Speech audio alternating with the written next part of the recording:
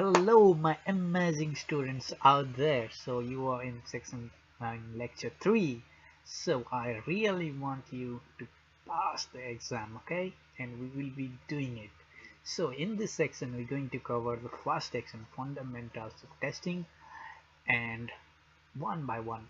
And what I want you to do is to listen the stuffs carefully. And if it's okay for you, then just take a note of the one line, because I'm not going to give you material like a book kind of material. I'm going to give you on screen the materials which is needed. Okay, just one liner definitions, and only those stuffs that you want as it is from the materials. Got my point? And second thing, whenever you see this kind of explanatory marks, that means these things are important. You gotta remember those things. You got my point?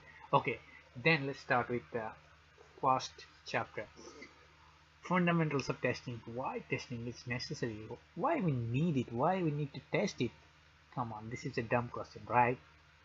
Even you buy a car, you test it, you test drive it, and if you like it, if it functions properly, you buy it. Otherwise you don't, you reject it. The same way they apply to everything, they apply to every product. Any environment, they test it the same way. In software testing, they test the software, but the thing is they can't do it after the software being made. At that time, if they find the defect, they doomed. Why? I will tell you. So software process, from the beginning they start the testing. Because why software fails, we have to understand, because there is different reasons. If there is bugs, means defects in the codes that is unrecognizable, there is a performance issue of the website. There is a lot of reasons software fails, and when software fails, the impact is huge. You have to understand, guys. This is the thing. Don't see software as a line of code. See the implication of the codes. Just imagine that you are in an aeroplane, and aeroplane is running in autopilot mode, and that is run by software. If there is bugs and the autopilot malfunctions, then you are doomed. The same way in medical equipment, in same way bank applications, where millions of transactions are happening every day. What's gonna happen if the software malfunctions? If you remember, some year back, PayPal gave some millions of dollars to someone's account, and they again need to take back. Defect. Maybe they didn't lose money, but it had an impact on their reputation. But that's a bug. This is what's going to happen. So guys, so now you understand what you, these things just for your basic idea. They're not going to attach this section, so I'm gonna ask you why software fails or something like that. Now let's go for this next section. What is testing? Now guys, here you are seeing explanatory mark. It means we must have to remember those things as it is. Get my word? As it is. You do not have to apply some your imagination or brain for getting the definitions. They want us to remember the stuff as they said it to us. Okay, so testing is an activity to improve quality by finding defects. Remember those words, finding defects. The testing is nothing but finding defects. Why I'm repeating it again and again? Because it is very common for them. What they're gonna do is they will ask you questions, and the question will be like, testing is to make a software error free. Sounds good. Setting option B, they will ask, testing is to make best software. Sounds good. Testing is to reduce bugs. That also sounds good. And fourth option is testing is to finding bugs. Then if you don't know the definition, you're going to mess up with that questions. So the answer is finding bugs, nothing else. Everything seems, if you don't know, your brain will work, the testing will for anything. But the correct definition is testing is to find bugs, find defects. That's a one liner, you have to remember that. Now the second line, you'll see testing and debugging. Both are sound similar, but they expecting you to remember word by word and answer the questions. Testing is finding bugs, whereas debugging is finding the cause of the defect or bug and fixing it. So in other way, testing is the work of tester and debugging is the work of developer. So when tester find the bug, test it and find the defect, the developer will find the cause of that defect and fix it. That is called debugging. Okay, then go for static and dynamic testing. Static testing is mostly, non-technical aspects of testing, where you will be reviewing the plannings, reviewing the documents to find some ambiguity or error which may present. That is called static testing. Whereas dynamic testing, in static testing, you're not going to do anything with the code. In dynamic testing, you will be exercising some data to find out if is there some error, or you're going to execute some tests to find out if there is some error. Okay, you got my point. What is static and dynamic testing? These two stuffs are important. Okay, just remember as it is. Now testing as a process, testing as a set of technique, that is just to say that you can define testing is a process where you follow different step-by-step process, or you can say testing is a technique where we follow a certain predefined technique to make a effective testing. You can say that. Okay, now here we go. This is the most important thing, and blindly you can expect question out of this 7 testing principles. And if you want to just you as I told you, I don't want you to go through and read 100 lines for these principles. Just remember the lines that I am giving to you, and that's all you need, and concentrate what I'm explaining. Okay,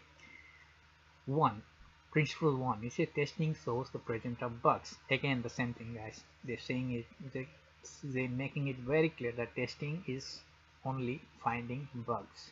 Testing is showing that there is bugs. Nothing. Testing is, there is no other definition out of our imagination going to apply for it.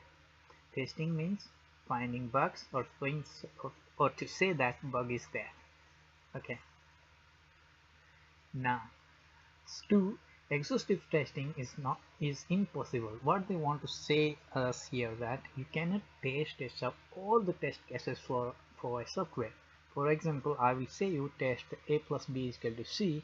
You can choose anything for a, 1 to infinity, minus, negative number of fraction, anything, same apply to b, a plus b to c. So you cannot test impossible to test every test cases for a certain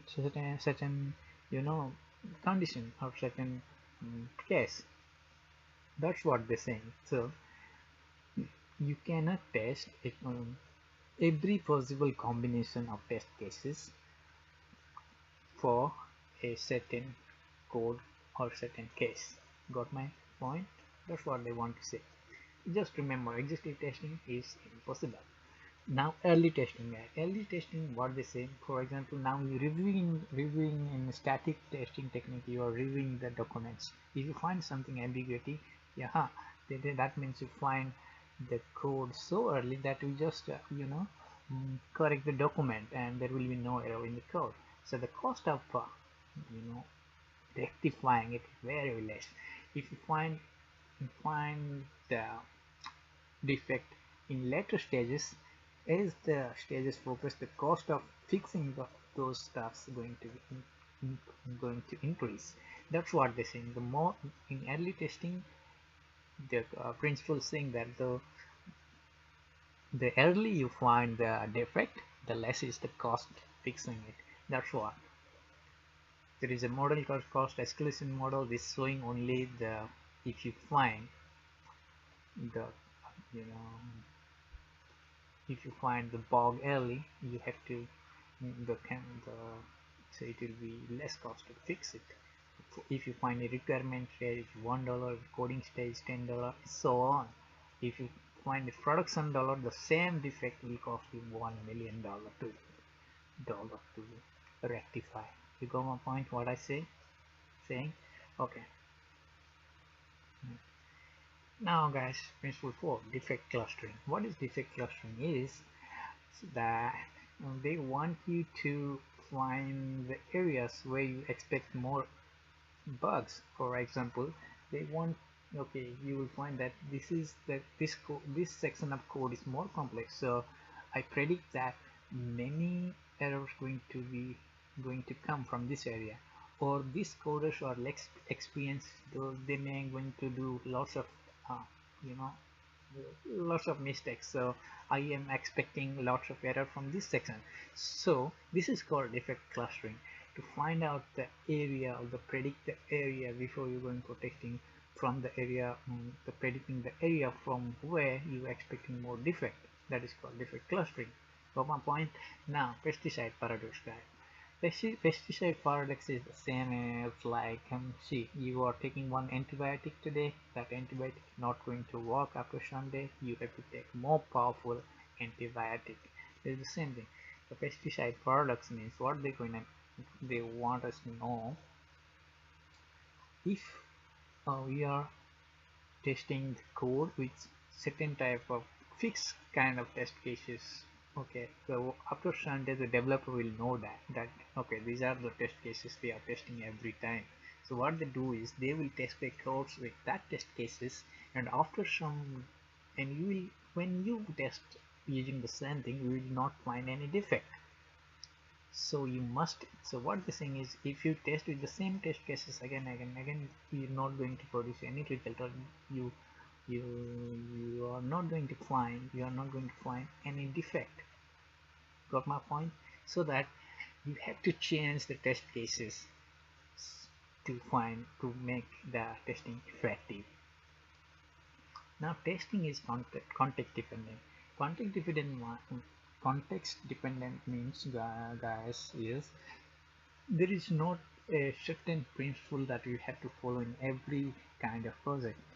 So you have to adapt the project situation. It means this, if a project is agile, we have to plan your testing according to that, and if the project is waterfall, you have to adapt to that situation. It's kind of, there is not a fixed testing strategy. You have to adapt the situation. That is called testing is context dependent. Absence of error is a fallacy. Again, the same thing, they are giving it so importance in first point and last point. Absence of being, the saying that there is no error in the software is a myth, is a fallacy, it's wrong.